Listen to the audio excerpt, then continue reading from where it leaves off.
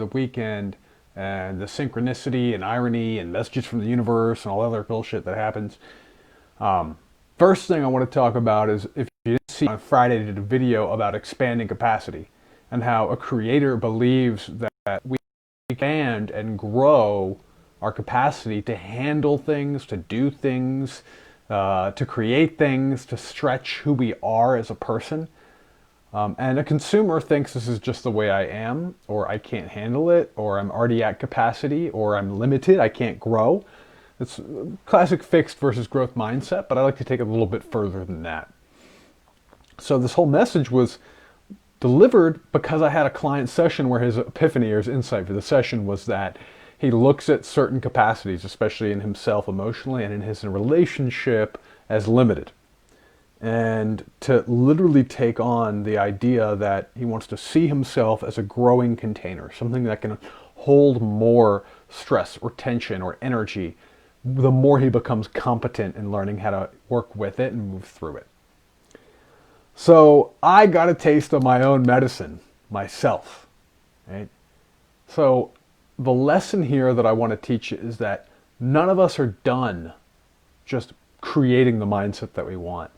There's always the potential to keep expanding capacity. And even someone like me who teaches it, preaches it, coaches it, can get stuck in the limiting mindset. And I want to tell you how I challenge myself in the moment of a limiting belief or a limiting attitude to choose courage, to choose expansion, to choose to create the life that lights me the fuck up, to be the creator.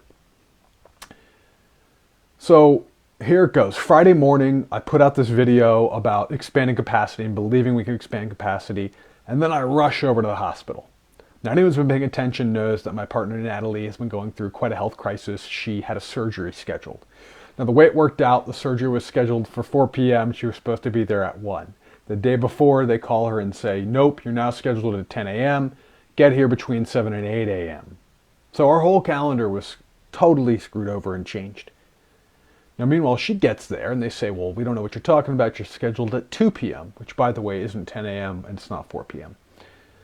But her and her mom get there at 8 a.m. Now I get there, once I hear this, I take a little more time. I grab a few things that I know they need and that they want. And I get there myself around a little before 11. Meanwhile, we sit there for hours and hours. They actually don't take her into surgery till after 4 p.m. And I had this whole plan for how my day was going to work. Her mom flew up to take care of her. I was going to be there for the surgery. I was going to be there when she got out. I was going to drive them home. And then I was going to go home and get some downtime and some rest because I had a very challenging and taxing and busy week. I didn't sleep well. And the next day, Saturday, I had a haircut planned bright and early. I had a yoga class planned. And then I was part of a men's circle that I've been working on for weeks to develop and to deliver. And I had a leadership role in it. And the story I tell myself of limitation is I can't show up and do my best work for my loved ones. I can't be present, loving, powerful, mindful. I can't perform, quote unquote, in a circle, an opportunity to lead, unless I've taken care of my body and I've had enough sleep and etc. Right? So here we are.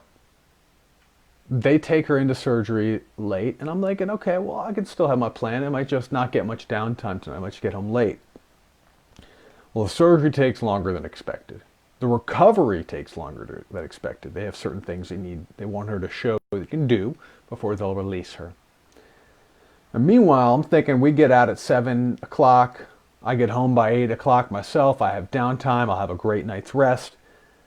We're leaving the hospital close to 1 a.m. And not only that, but she asks me if I can stay the night to help her. And again, that wasn't my plan.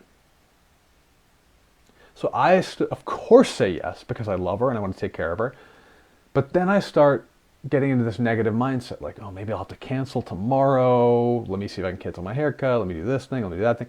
I might have to tell the other guys right now that I won't be available because I'll just be not fully present. I won't have my most energy. I won't be my best self.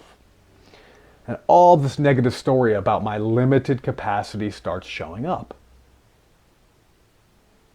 And I almost start going down that rabbit hole. I say to myself, well, I'm going to take care of her and it's going to be a huge sacrifice and that's just going to be the way it is. And maybe I'll have to trust those other guys to take care of the circle tomorrow. And maybe tomorrow I'll just spend the afternoon recovering and sleeping. This is what I'm willing to do for love. So I'm willing to choose to be there for someone I love, but I'm telling myself the story of how it's going to be a miserable failure. I'm going to have to let go of other responsibilities and other commitments that I'm passionate about. Because I can't handle it. I can't have a bad night's sleep and still show up and perform in the way I want to for a circle. So in the moment I catch myself, I hear this story. And I tell myself, well, that's one thing I could do, and I have that choice. Or I can choose in this moment to look at it a different way. And what I did was I used my own skills and tools that I teach people. I recognize the emotion. Well, I'm feeling angry and I'm feeling a little bit sad. Well, what's the anger? What's the violation, right? A violation being I had certain expectations of how the next day or so is going to go, and now that's being tossed away. There's a violation here. I'm telling myself I don't have a choice, etc. So I had to notice that an expectation I had, I was violating, or I felt was being violated. I was taking a victim role. I don't have a choice. And then I had to look at the sadness. Well, what have I lost? I've lost the potential to be able to show up the way I fully want to be fully rested, to be fully present, to have a powerful presence and experience in this circle. So I challenged that. Okay, well, if an expectation is being violated, that's just a matter of changing my expectations. So I changed my expectations. And have I lost the opportunity to show up and do well? No, I haven't. I can choose right now to think that I can show up and do my damn best and make that okay and have that be good enough. And I can choose to believe that I can still show up and do really well without a good night's rest. And this is a theme. If you've been watching my videos, this is a theme for me, is I have to have the way I want to, and I'm just destroying that theme. I don't want to stop taking care of myself, but I want to be able to expand my capacity to be of service to others. So then I looked at my values. If I choose to help her and I choose to still show up to this circle a little more tired, how is this actually in service to my values? Well, one of my values is love and intimacy. Check. One of my values is service. Check. So if I'm showing up more loving, more intimate for her, and I'm showing up in service to her, I'm living my values. If I'm still showing up tired to the circle in the morning, and I'm being a man of service who's volunteering my time to help men grow emotionally and to connect to each other and to be in support of each other as they learn to become expanding in their own capacity themselves when it comes to emotion, relationship, connection, mission, then I'm of service.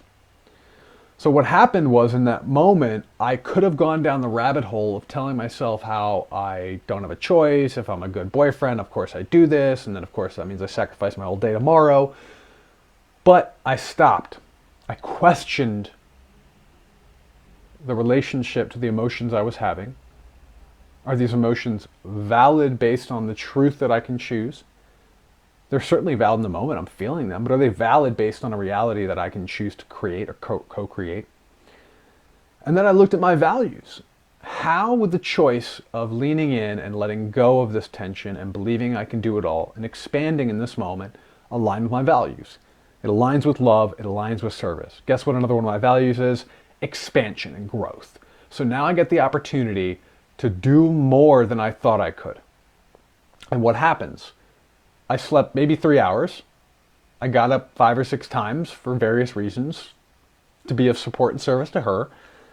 I certainly didn't sleep well at all. I felt super drowsy when I left in the morning, but I did what I could to take care of myself, got some coffee, got my hair cut, went ahead and did a little yoga as well, meditated, and showed up my best. And not only did I show up my best, I felt that I was completely present, completely emotionally available, completely physically there. I mean, my back was a little sore, that's about it.